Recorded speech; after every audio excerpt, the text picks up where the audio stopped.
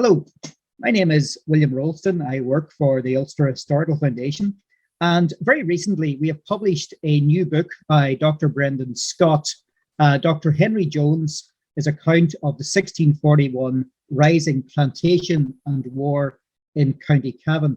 And I'm delighted to have this opportunity to speak to the author, Brendan, about his book. So Brendan, thank you very much, first of all, for writing the book and for allowing Ulster Historical Foundation to publish it. So I'll begin with the question that I suppose many people would like to know, and that is, well, why did you write this book? Well, thanks very much, William, and thank you for agreeing to speak, and really thank you to the Ulster Historical Foundation for publishing the book. I suppose the thinking behind it was it's had a long gestation. In and around 2007, I published a book which I have here, which was a little book in the Maynooth Local History series, which you were published in the same year. You had one on Restoration of Strabane. And after that book came out, I remember we were at a conference in Armagh, I think in the Cavan Library. It was something, I think, in memory of Bob Hunter, I think. And I was one of the organizers of that. And one of the people who spoke at the conference was John Morrill, who was a close friend of Bob's. And I gave a copy of that book and some other things I had done to John. You know, John's a professor in Cambridge, and a good fella to have on your side for different things. So I gave him a couple of things, and he emailed me back the following week, and he was very fulsome in his praise. I was very pleased with what he said about the Cavan book, and he said, this is great. You can use this to. I'm going to give this to my students in Cambridge studying 1641 as a way to how to handle the depositions and different things like that. So that was very nice. And then he said to me, you probably know about this already, but there's a pamphlet that was published by Henry Jones in 1642. You don't seem to have mentioned it. You probably know about it, but here it is anyway. And he sent it as an attachment. Now, he knew well I didn't know about it. Otherwise, I would have cited it in the book. In my defense, I had recently moved from 16th century to 17th century, and I wasn't as au fait with the printed sources, because there wasn't any really in the 16th century. And so he sent me this pamphlet that Jones had written, and I suppose a bit of background about Jones is he was the Church of Ireland Dean of Kilmore, and was in Cavan when the rebellion in 1641 broke out. And he writes this pamphlet about it. And so from then on, I sort of thought for a long time, God, it'd be great to do something with that pamphlet. And I spoke later on, a year or two later, to Con Manning, the archaeologist who was doing a book on Clough-Outher. And Con said, you should really look about getting that pamphlet. You should edit that pamphlet and republish it, because unless you have access, through an academic institution to an online website called EBO, Early English Books Online, there's no real way of accessing that particular pamphlet. It was republished again in the 19th century, but again, who has access to that? So I thought that Con had an idea, and particularly when the depositions went online, I thought, well, here's all this wonderful material that everyone can access, no matter where you are. This is great. And I thought, well, wouldn't it be nice to have that available to people as well? So that was my thinking towards publishing it. So that's why, as I say, over the years, I kind of hammered away at it, bit by bit, chipped away. And then you came in the last couple of years and took it on. And that's really, it went from there, really. Yeah, well, I think it was a great idea to do the book, or to write the book. So it does present it to a modern audience, makes it available to a modern audience, a book that is not that accessible. So we're very pleased that you brought the idea to us, Brendan. Well then, moving on, tell us a bit more about Henry Jones. Who was he?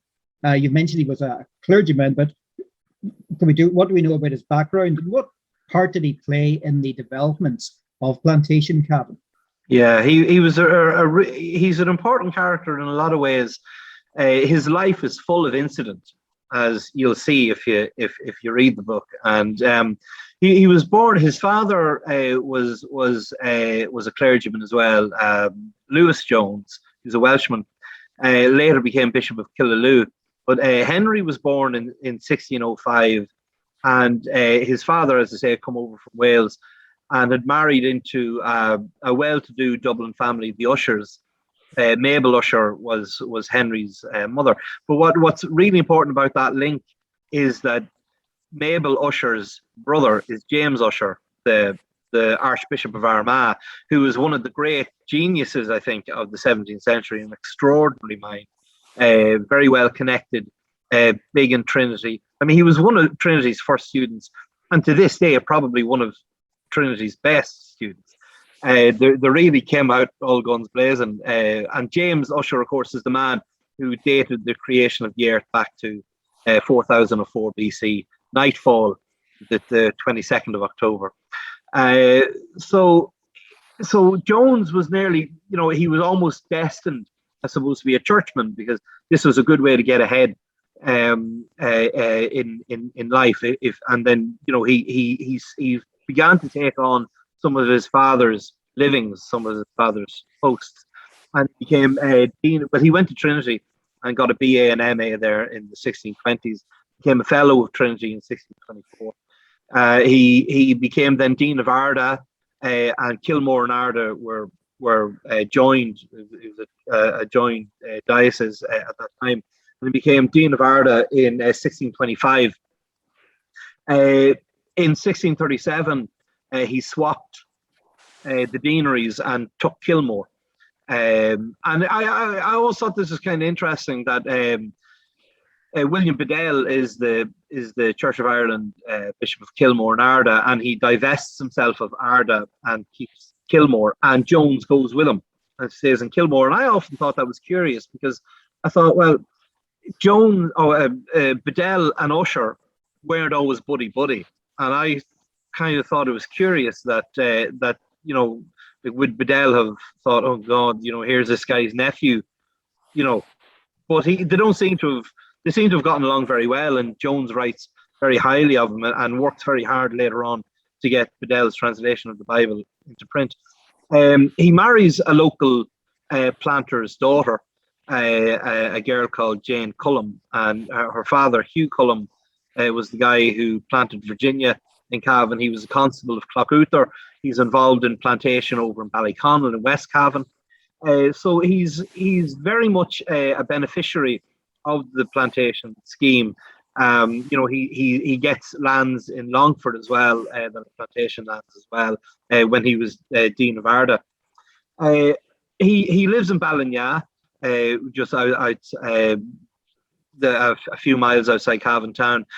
Although that wasn't the traditional place for the Dean of Kilmore to live. They lived in a townland called Toher, which is quite close to Cloughoother. It's between Kilmore Cathedral and Cloughoother, which would make more sense, you would have thought, for the Dean to be living there. But he seems to have kept that as a kind of a store. He stored stuff in the house in Toher, but lived in what he calls a castle in Ballinya. And lives a very comfortable life. I mean, we see he gives the figures of the money he loses as a result of the plantation. He loses a significant amount of money there, a lot of it in rent. So again, he's a beneficiary there of plantation. He's getting money and so on. Then the 1641 rising happens, and what had been up to that point a very nice, slowly rising life, comfortable life, everything nicely laid out and mapped out, and he knows where he's going, he knows how he's going to get there. Suddenly the whole thing falls asunder under him. How typical was he of a Church of Ireland clergyman in the early 17th century Ireland? I mean, it depends, I suppose, on where you were. I mean, some of them, had dreadful livings and were poor. I mean, he came from, that his father became a bishop, that his uncle was James Usher. My good God, you couldn't have a better starting point. So I think I put it this way, I'm quite sure a number of clergymen were looking at him with some envy, and the fact he marries well, as well. Like he marries into a well-to-do plantation family, and one of the Cullums as well was very big in St. Pat's Cathedral in Dublin. There was a Benjamin Cullum who would have been an uncle of James, so he's linked all over the place, you know. So he knows people everywhere, but in Dublin and back in Wales, in Cavan, he's well linked there. He's in with the bishop. He's in with everybody. So he's well-to-do. A well-off man, and he would have been better off than a lot of clergymen. Like, I mean, Kilmore is not a wealthy diocese by any imagination, but of the people there, he was certainly one of the better off. And how long would he have been staying there? That would have been a rung on the ladder for him. He would have been looking eventually to a bishopric, which he gets later on. Well, the focus of the book is on Henry Jones's account of the 1641 uprising. So can you tell us something of the story of that episode in Irish history? I mean, certainly 1641 is one of those years that looms large in Irish history, and increasingly so in Irish historiography. So what was the uprising, and what actually happened in Cavan? Yeah, so the rising begins, basically there are a group of disaffected landowners, Gaelic, Rory O'Moore from down the country, Phelim O'Neill, one of the Maguires in Fermanagh, and the thinking is that they're up to their necks in debt, basically, as a result of the plantation. They've kind of bought back lands at high prices, and by the late 1620s into the 1630s is a period of very bad financially. There's a lot of famine, a lot of starvation in Ireland in the late 1620s, 30s, crop failures and different things. So money is tight, and these guys are up to their necks in debt. And the thinking is, and they're also looking at what's happening in England. In England, the King Charles I, who's married to a French Catholic and is seen as being, rightly or wrongly, it was seen or regarded by Catholics as being a traditional defender of Catholicism. He is losing strength to an ever-gathering strength Parliament, under with Cromwell at the helm, and these Irish Catholic landowners who were MPs in Parliament, they take part in English government. They're JPs, they're sheriffs, they're doing all these things, but they're looking at what's happening in England and they're thinking, if we don't have some kind of show of strength, we're going to be in trouble. And so they decide, let's have a show of strength. We'll take a few fortified positions. We'll take Dublin Castle. We'll take a few things in the north, and this will be a kind of a warning to London, to Whitehall, to Westminster. Don't tread on us, basically. But of course, what happens then is the rising in Dublin fails before it begins. It doesn't start there at all. But they don't know that in Ulster, and so it kicks off in Ulster. And what happens very quickly then, the underclasses, I suppose, the Gaelic people who have lost out lands and everything that they've lost in 30 years odd of plantation, they've got a grudge or two to settle, and so they come out and they begin to attack the British settlers, forcibly ejecting them from their homes, attacking them, sometimes killing them, stripping them of their clothes, all these sort of things. And Jones finds himself in the middle of all of that. So Jones is obviously someone who is directly involved. He's directly affected. And was this then what prompted him to write his book? Was it to give an account from his perspective on what actually happened in Cavan in 1641? Yeah, well, look, I suppose to give a little bit more background on Jones is that of course, that when you have this mass movement of refugees, settlers going to Dublin when they're ejected from their homes in late October 1641, Jones gets there, and in December he establishes what is I suppose known as the Deposition Commission, where people who've been attacked give their accounts of what has happened, and these are now known as the 1641 depositions. So Jones establishes that commission and chairs it, and so he writes an account. He goes to London to sort of plead the case. In 1642, he goes to London to plead the case of the settlers who were bereft, try to raise funds for them, basically, in England, for the settlers in Ireland who've been displaced. And he gives a presentation to Parliament, and that presentation basically becomes his first pamphlet, which is kind of a general sort of a general sort of history of the rising thus far. And then he stays on in England, and while in England he writes then this second pamphlet that comes out in August 1642, which is specifically about his experiences, his own personal experiences in 1641, because he doesn't really give a very good account of his experiences in a deposition form. He gives a couple of depositions, but they're not kind of the classic deposition in that on the 22nd, 23rd of October, someone came to my door and robbed me, and William Roulston attacked me and I was displaced and blah, blah, blah. Instead, he kind of talks about, he thought that this was what happened in 1641 was part of a larger Catholic European conspiracy.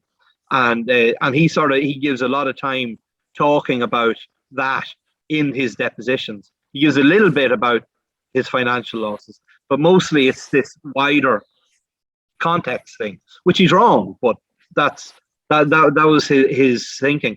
So I think he writes this thing to give his account of what happened to him, because what happens to Jones during 1641, he's ejected from his house along with his family. That's fine.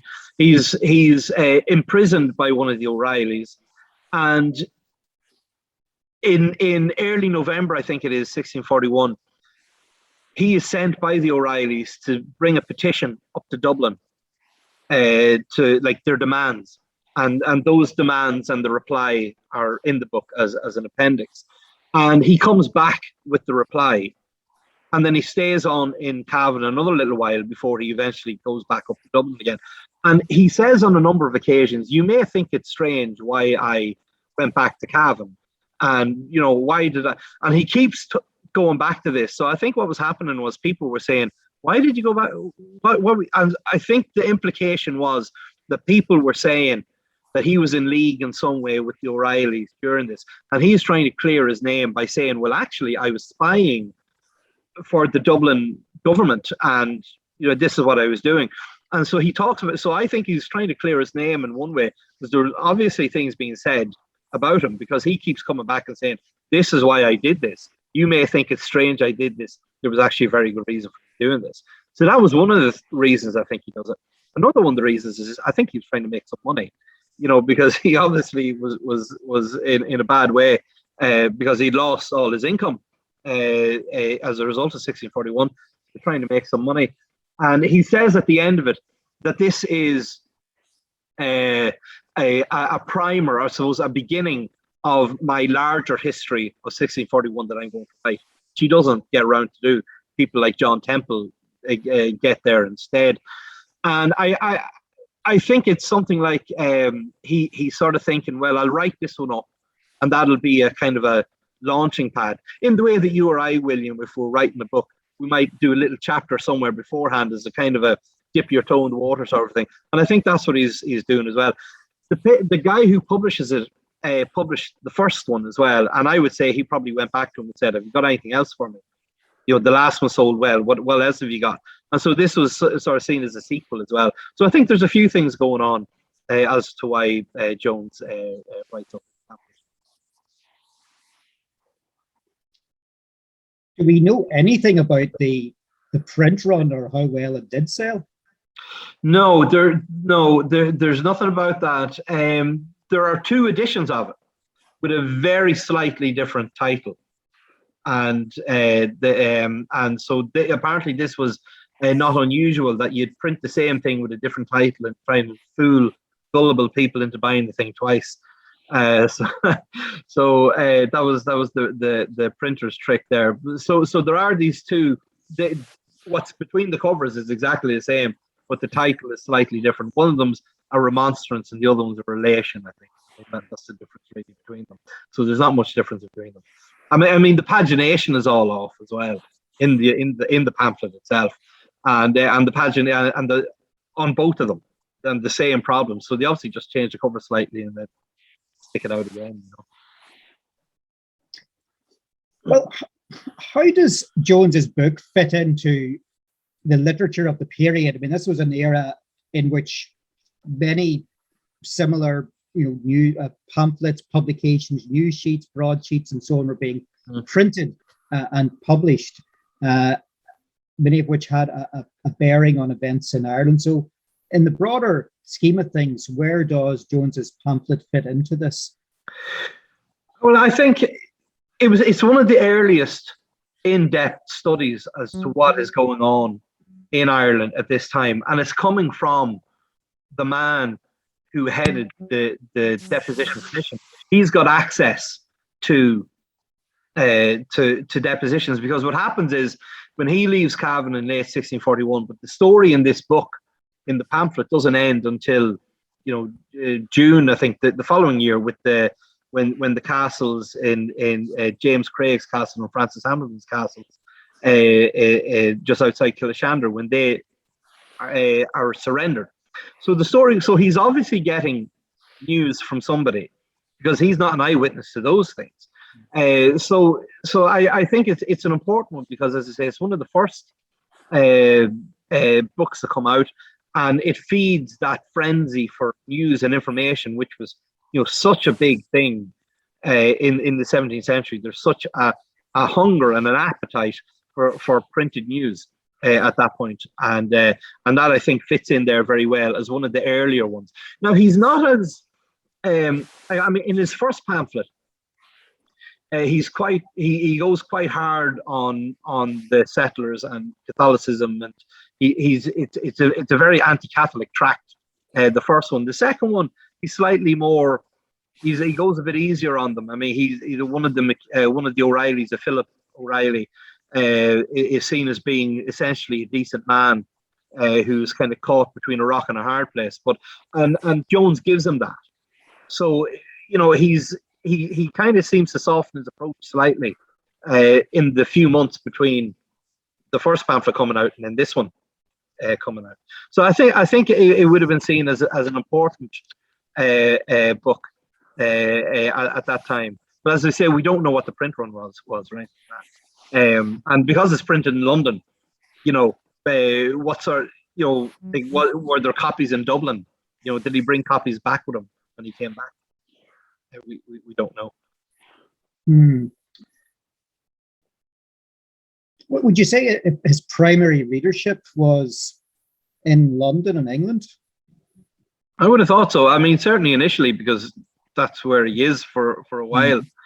So I would have thought so. I mean, people in Dublin, there must have been refugees on every corner. They didn't need a pamphlet to tell them what was happening. They could just ask, any amount of people that were there trying to find relief. Because, as you know, William, I mean, in lots of the depositions, there'll be a note at the end saying this person is looking for work. They're willing to do X, Y, Z, and So there's obviously a large amount of people who are going around telling these stories, and of course, as we know, is the nature of the depositions and just human nature. The more it's retold, the more the thing gets bigger, and so on. So initially, it would have been the people telling the stories in Dublin, so they wouldn't have needed Jones's pamphlet. But as I say, I'm quite sure he brought some with him back when he came back. What do we know of Jones's later life? Yeah, you told us now about his background, his experiences in Cavan in the early 17th century, his experiences in 1641, and in its aftermath. What happened to him eventually?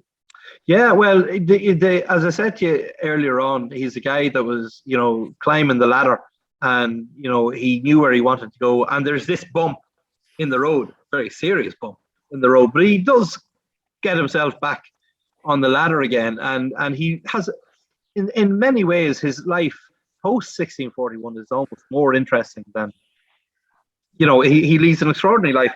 His first wife Jane dies. He marries again in 1646, but the year before that, in 1645, he becomes the Bishop of Clogher. So he stays in an Ulster diocese, still not the wealthiest diocese, but and in 1646 he becomes Vice Chancellor in Trinity, which was Uncle Jimmy's old job, James Usher's job before that. Now he's seen as a great benefactor in Trinity. Like, to this day, there's a Henry Jones room. If you go up to the long room, in the old library, if you're going to manuscripts, the way you go through and you go through the door, there's a room just beyond that called the Henry Jones room. And I often bring students in there if we're looking at depositions and stuff. And there's a little plaque that's set into the wall, and it says, it's dated 1651, and it says, "Thank you to Henry Jones for giving us, for giving the library a lovely staircase and tables and seats and windows and different things." So he's giving stuff, to Trinity at that time, and his brother Michael is the commander of the Parliamentary Army in Ireland. So he becomes then a big figure in Cromwell's organisation in Ireland, and he's made the Scoutmaster General in Ireland in 1649. Cromwell appoints him to that position. So again, he's just getting in with the right people. His brother's in there. He's getting in with Cromwell. It's all going great. But then he has a falling out with the Protectorate in 1655, and he's demoted to the dreadful position of historian. As anyone knows, that's a demotion. That's just the worst thing you could be as an historian. So he's put on a smaller pay at that point. Now, following the fall of the Protectorate, when Richard Cromwell falls in 1659, I think, 58, 59, the following year, Charles Stuart is proclaimed king in Dublin, and so we've got the royals are back. And who is the man who preaches the sermon of Thanksgiving in Christchurch Cathedral? That thank God the king is back. Henry Jones, who had been Scoutmaster General under Oliver Cromwell. And not only that, then the following year in 1661, he's made Bishop of Meath, which again his uncle James had held before that in the early 1620s. And when he's made Bishop of Meath, that's like the second wealthiest diocese in Ireland. Still relatively poor in comparison to England, but still in all, you wouldn't turn it down. And along with the bishopric of Meath, you also get a seat on the Privy Council. So again, he's in politically, he's in, he's got a very important job, religiously and so on. And one of the really important things he does at this point in the 1660s is he donates the Book of Kells and the Book of Durham, another early illuminated manuscript from Trinity College. So no wonder Trinity named a room after him. I mean, how much money have they made of Henry Jones making that donation in the 1660s, So he had the Book of Kells in his care, and this other one, like I said, the Book of Durham, and gives them to Trinity. And they're to this day. He also works very hard on getting Bedell's translation of the Old Testament out. He dies before it comes out, but he's a great supporter of that. And one of the other things that he's very strongly involved in by the late 1670s, he's very heavily involved in Oliver Plunkett's trial, and he moves strongly to get Plunkett tried in England because he knew that he'd never be found guilty in Ireland. So he worked very, very hard to get Plunkett tried in England, and Plunkett obviously is executed in 1681, which Jones really worked hard towards that goal. Now, Jones didn't live long to enjoy his success there, and he died in early January, 5th January 1682, and he's buried in St Andrew's Church in Dublin. But if you just look at the things the man did, like first off, like he was a close relation of James Usher, one of the most extraordinary men, of the 17th century or any century. He was a close personal friend of William Bedell, who again, is this massive figure in 17th century.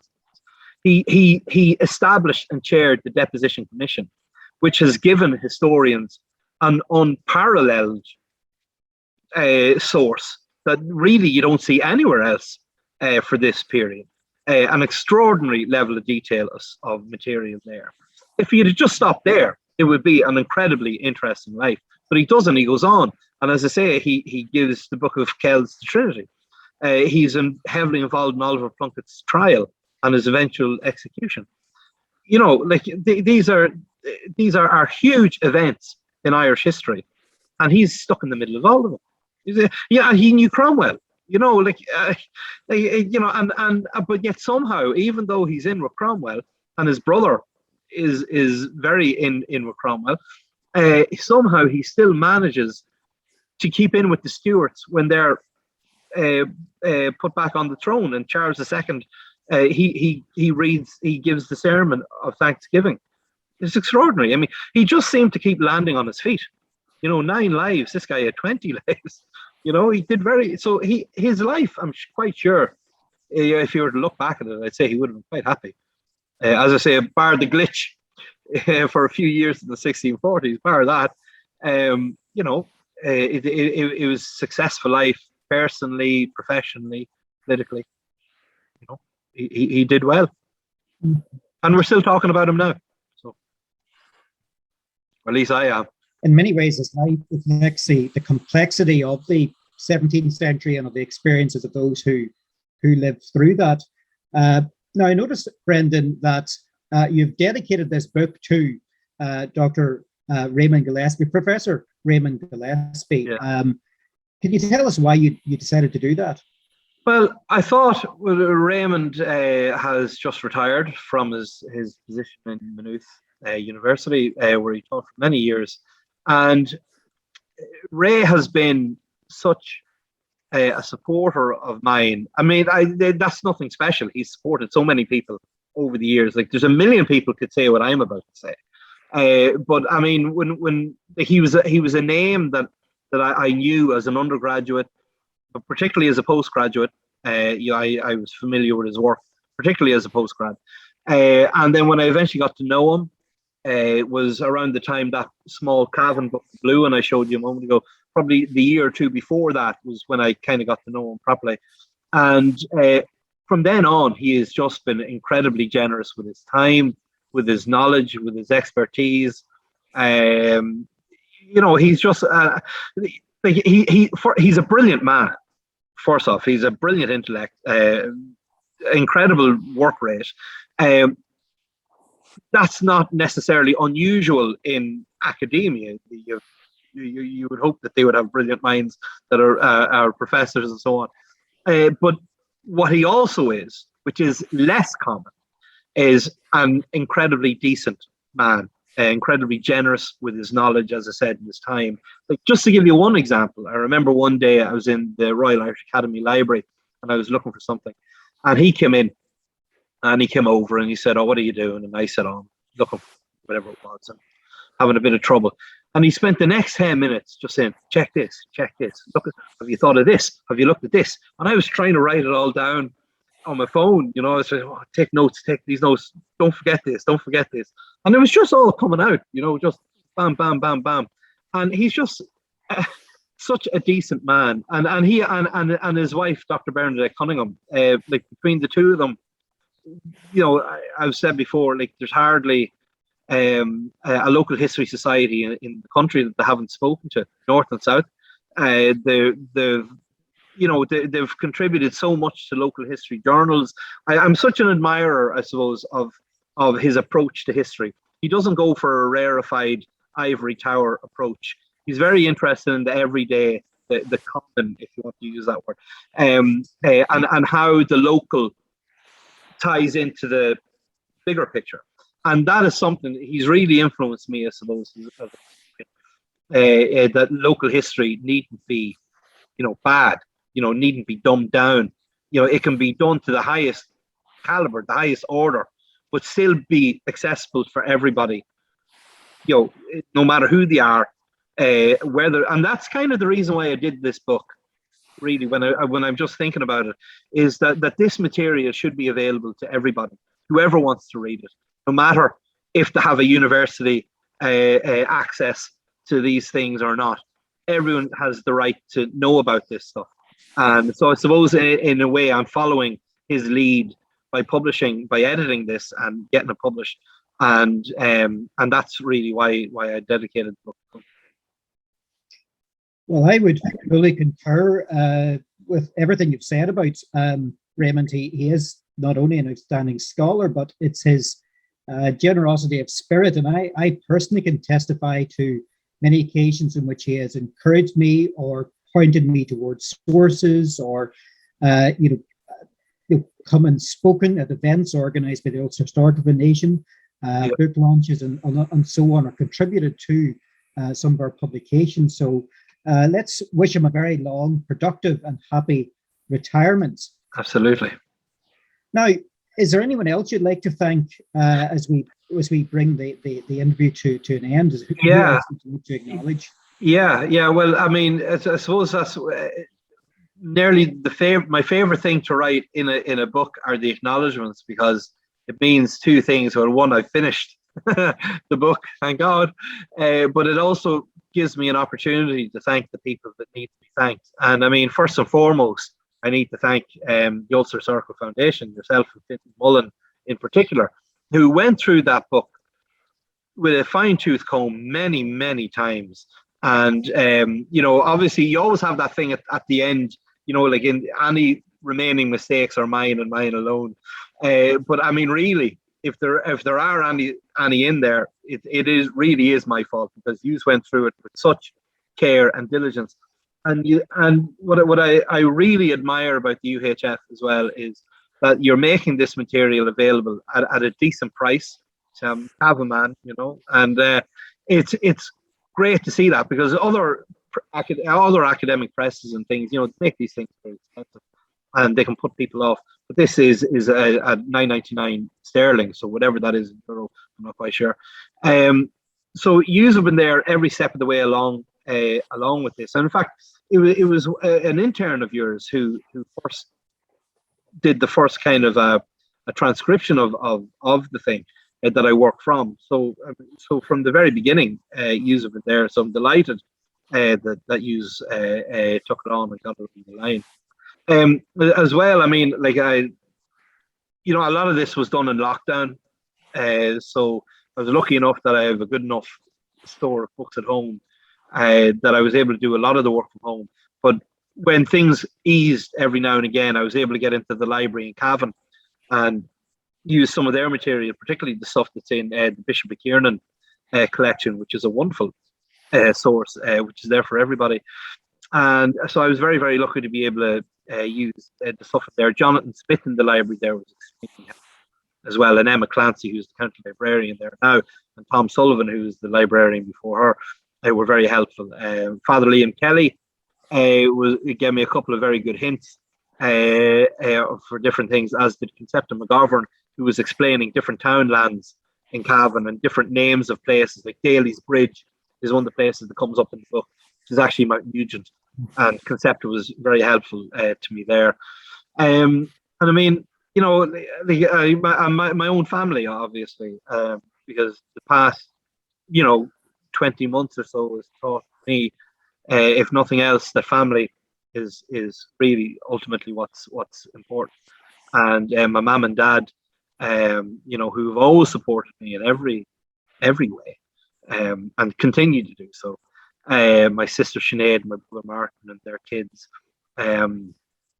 Friends of mine like Paul McCann and Mark McCann, two brothers who were always a WhatsApp message away. It always is something funny to be said, and particularly, like I say, the last 20 months have been tough on everybody, and it's great just everyone keeping each other's spirits up as much as we can. That's great.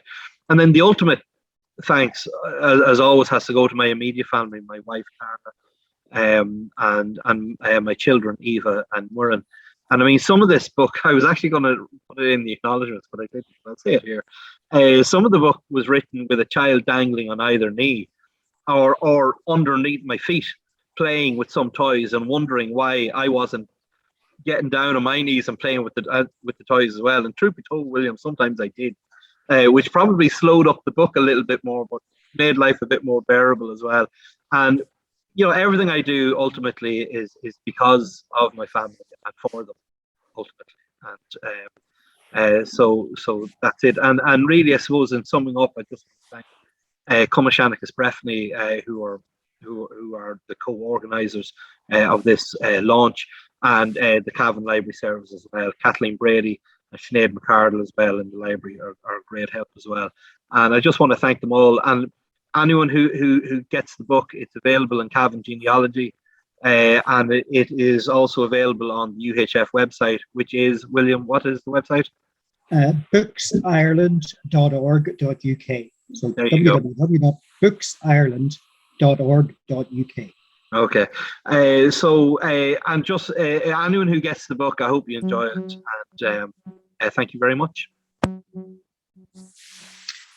Well, thank you, Brendan. And children are a great way of keeping your feet on the ground, that I'm sure you found, and I certainly have. I remember when my son was 3 and I was working through the proofs of a book I'd been writing. He said, "Daddy, stop reading that boring book." But had you written it, William? Yes, that's it. Oh, right, okay. It was one of my own books. So he's a smart man, William. Yes. Yeah. No, my eldest one just looks in the acknowledgements. Am I mentioned? Yes, that's right. That's fine. Carry on. That's enough.